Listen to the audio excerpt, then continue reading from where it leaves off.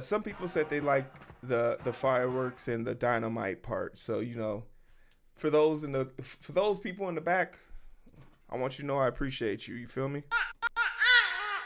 Um, how you guys doing? My name is Hero. This is Coding with Strangers, and it's a day for democracy. Clap it. We won. We the people. The people. We won. We beat up. We used democracy to beat up capitalism.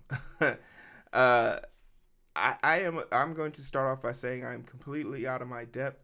As much as a game aesthetic I might have given off, man, I haven't played video games in a long time, and it's to the detriment of me, and I think of the games industry. It's pretty telling when someone like me, who sprinted 1.7 miles home the day after school, the day before summer school started, because my dad promised me if I could bring home AB average, he would go out and get me Diddy Kong Racing for the N64. And when I tell you I sprinted home to acquire those goods, I mean Olympic times. You feel me? Olympic times. But that kid who once sprinted home to play video games is now the same person who literally returns video games before all the DLC, before the first round of DLC is out. One of the tragic stories of the downfall of me in video games came about when Spider-Man PS4, the first one, was coming out, and I beat the game, and the guy came back as I was returning the game. He's like, the DLC for this is going to drop next week. I said, I beat the game in 1 week. They should have put the DLC in the game if it was ready. And while I'm not going to tell no business how to run their business, when I heard, I don't know if you guys even watched this back in the day, man, I might be dating myself here. There was a show called Inside Gaming. It had like Bruce Green and Lauren Sontag in it. And they literally said something that stuck with me forever. And they said, you got to vote with your wallet. And so I did. So my vote was to just stop spending money. And that's when I also started to notice, like, the depth at which I found myself connected to games probably didn't match the depth that these AAA companies were putting into them. I wasn't a PC gamer. I was a very casual gamer in the sense of I played all the mainstream titles that they advertised to me. So when those started to lose their depth to me, my interest in video games went away. And it could be because I have other passions and other things I focus on now. But it does bother me that was something that shaped me as a child, but doesn't even scan on my radar now. Even if I have free time, I have every game console you could probably think of, and it doesn't register for me to pick up the video game. So it's no surprise that a lot of people in the near future probably won't be picking up the Helldivers 2 controller, even after this atrocious situation. And this situation has moved fast. This was updated yesterday. But the TLDR is Helldivers 2, along with Power World and a few other games, are games that were basically taking the internet and the gaming sphere by storm. Helldivers has quite the following. It's a mechanic that is quite fun. It gives a certain level of fun and joy for people who want to co-op and play. And basically, there's this place called Super Earth.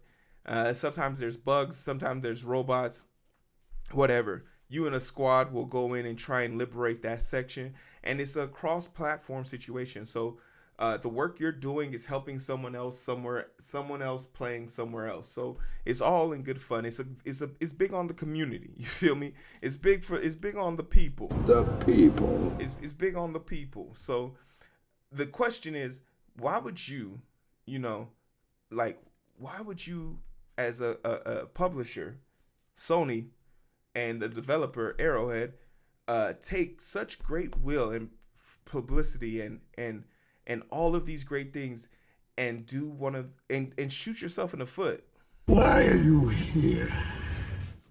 So in the initial parts of this, buried in the beginning, when this game came out, buried in somewhere in the beginning, they talked about how this game would eventually, at some point, probably be PSN required.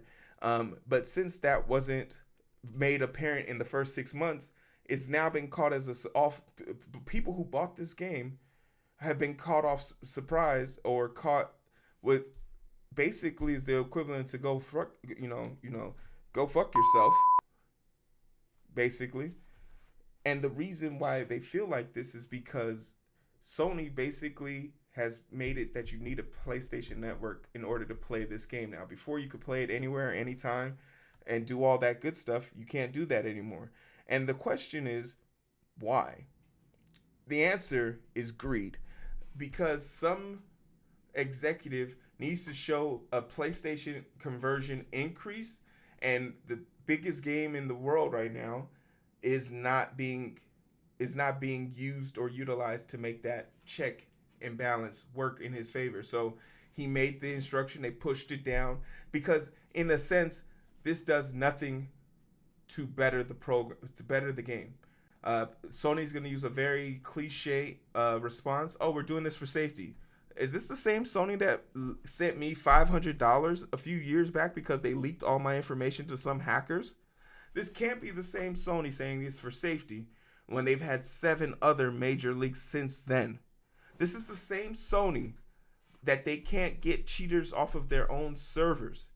They know who's hacking their servers, and they can't do nothing about it. That's the same Sony that's designed to protect us.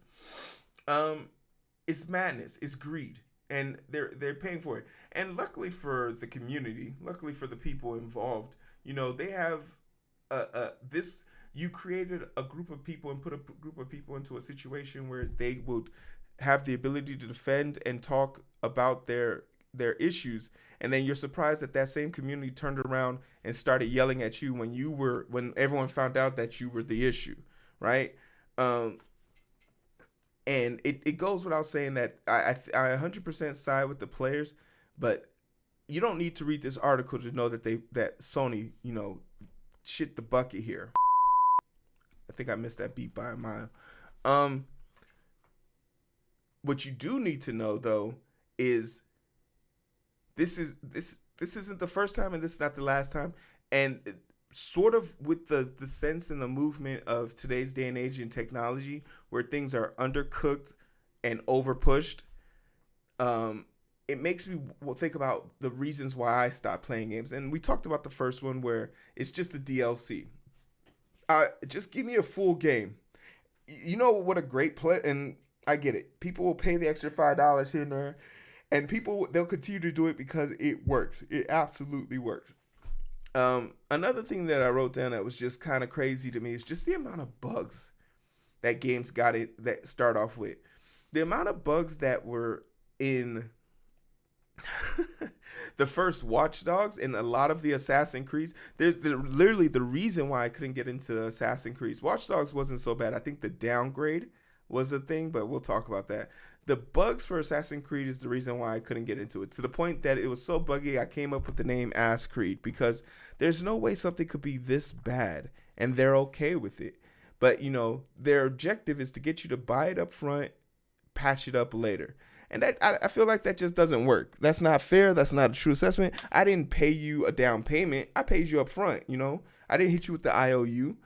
So that's really trash bag behavior, and no one's gonna appreciate it. No one's gonna like it. No one's gonna understand it. And I hear people who are also saying yo, they shouldn't be talking bad about what they did with the Helldivers. Don't blame the devs. This was all on Sony. No. The devs gonna take this L too, and I think the CEO of Arrowhead said he's to blame as well, and rightfully so. They're not a small indie company. This is Helldiver 2 for the sake of it. So they've made a game before. They understand the process of it. They understand who has the ability to play it and whatnot, especially when you gave everyone access to the game in the beginning, and then you took away some 100-odd countries from playing it. So you basically stole their money. And that kind of leads me into the third thing. These developers know what they're doing. If you played Watch Dogs 1 and 2 is pretty phenomenal. 3, Legion was kind of but Watch Dogs 1, when they dropped that E3 trailer, I literally said the future is now. I said that out loud.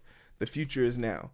And then I played Watch Dogs 3, and it was Watch Dogs 1, and the graphical capabilities were not the overhyping of their business model in order to garner excitement. See, imagine you have to lie to get people to be excited about something that you know you can't do.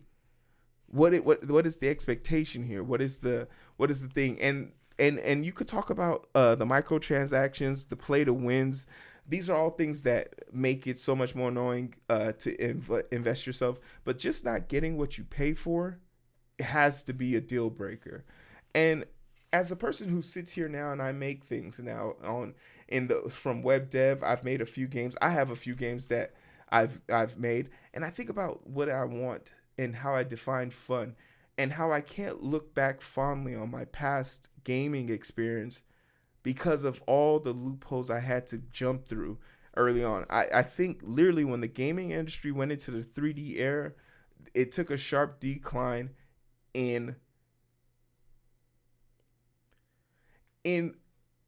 probably like quality, for sure. Maybe after the PS1 era, quality was just atrocious. From game design and everything's kind of like copy water. If you have a brawler type game, guess what? You're gonna be using the Arkham combat. Want a shooter style game? Hey, Call of Duty, maybe Far Cry. Need a racing game? Guess what? You're gonna pick GTA 6. I mean GTA, or you're gonna for City. And if you need like a racing, there's a bunch of like of those racing games right now out that's like that. There's just no diversity in that. And I was talking to a good friend of mine, and I was asking him like, I would love to just one day get a Steam account, pay like $100 into it, and just every Friday pick a random game to just play from Steam. Just at random. It could be trash, it could be good. I just want to experience it. And as we were talking about this, it became very clear that this probably would only work or last for me for all of probably a week, or maybe a month, because at the end of the day, games were supposed to be fun. And now that there's too much business, greed, and really poor quality in it, it makes it hard to approach. So I don't need an article to tell me that Sony and Arrowhead messed up goodwill and vibrations from their loyal audience, because that's what they've been doing for the last 10 years. They just haven't made games fun anymore, and that in itself is pretty sad, because I always envisioned myself being the person who would introduce my kids or people to games. And now I have to live vicariously through people who have a passion for making games and hope that that's enough to motivate me. But maybe I have a way of solving this problem. If I'm willing to ignore the graphical capabilities of these older systems, I think it might be time for me to go ahead and take a trip to the past, back to the past, like Samurai Jack, and go experience a lot of the games that I never got to play as a child, or never got to finish as a child, because I grew up in sort of like the 3D era. And I'm very interested to see what some of those games look like. I never beat a Mario game, except for like Mario 64 and maybe Mario Smash Brothers, if those counts, for N64. But I never got to beat like any of the Nintendo Super Nintendos or the Famicom, none of those things. Go beat a Frogger or something. Go see what the world has out there. I don't know, but that's just my take on it. This everyone knows that the Helldiver people and all of them are wrong, so this isn't really up for debate. But I'm curious to know, how is your gaming experience going? I mean, are you a new gamer? Are you an old gamer? Do you feel like games are keeping up with your expectation? What aren't you a fan of? What are you okay with? And what are some hard truths that you've had to come to terms with in order to keep playing the games that you said that you think bring you pleasure? I'm fascinated to know. Let me know. Comment section below. Like, share, and subscribe. We love it. Like it.